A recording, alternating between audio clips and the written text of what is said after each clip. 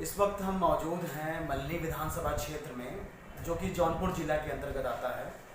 उत्तर प्रदेश में 7 विधानसभा सीटों पर उपचुनाव होने हैं। उनमें से एक है विधानसभा सीट मल्हनी।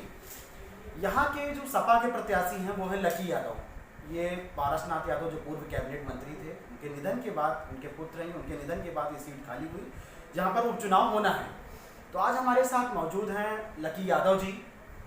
हम आपको बताने का प्रयास करेंगे कि इनकी क्या चुनावी मुद्दे हैं और ये किन मुद्दों के बीच, जनता के बीच जाना चाहते हैं। हम इनसे बात करते हैं। जी नमस्कार।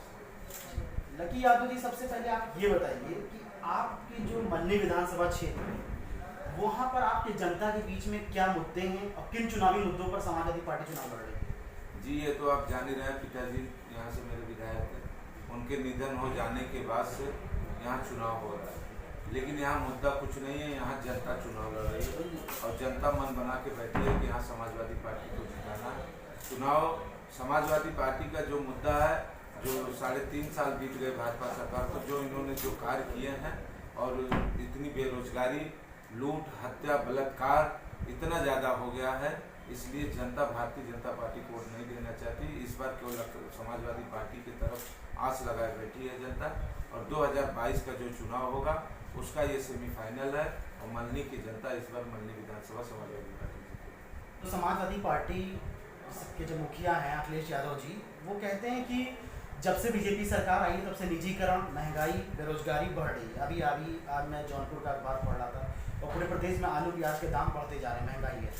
और मैं कल मल्हनी विधानसभा क्षेत्र पूरा घूमा, वहाँ के लोगों का कहना है कि हाँ, निजीकरण और बेरोजगारी की वजह से अगर यहाँ पर रोजगार उपलब्ध हो जाए तो हम लोग बाहर ना जाएं। तो ऐसा क्यों नहीं कि यहाँ पर रोजगार के साधन क्यों नहीं उपलब्ध हो पा रहे हैं?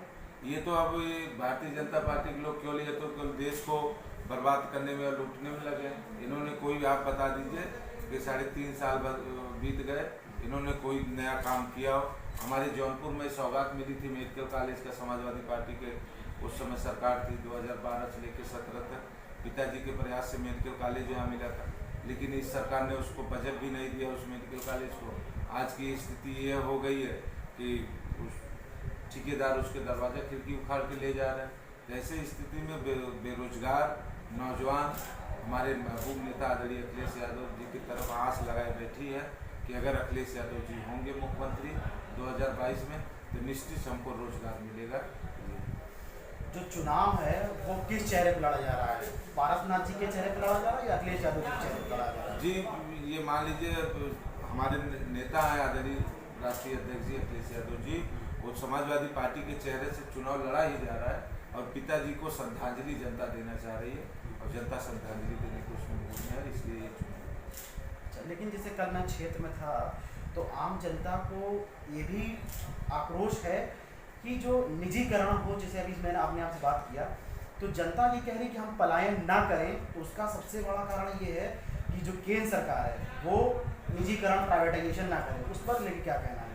अब तो ये वो सत्ता में है, जो भी कर सकते हैं, उसमें तो हम कुछ कहना चाहते, लेकिन आप देख रहे हैं जिस तरह निजीकरण हो रहा है, इससे जनता का जो बेरोजगार है, नौजवान है, जो ग्रेजुएशन की डिग्री लेके आगे की पढ़ाई करके जो बैठा है घर पे, हमारे प्रधानमंत्री जी कहते हैं पकौड़ा बेचो और समथिंग जो बातें हैं, ये आप सब लोग जान रहे हैं, उसमें कुछ कहने नहीं। जनता इस बार तो लाश लगाए बैठी है।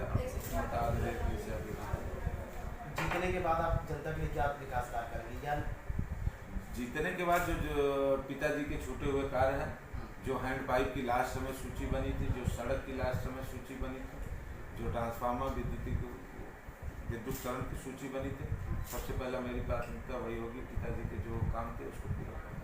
सपा की टक्कर किससे? बीजेपी से या निर्दलीय प्रत्याशी धनंजय सिंह से? ऐसा कुछ नहीं, सपा अपना चल रही है, सपा से ही सब लोग लड़ रहे हैं, सपा किसी से नहीं।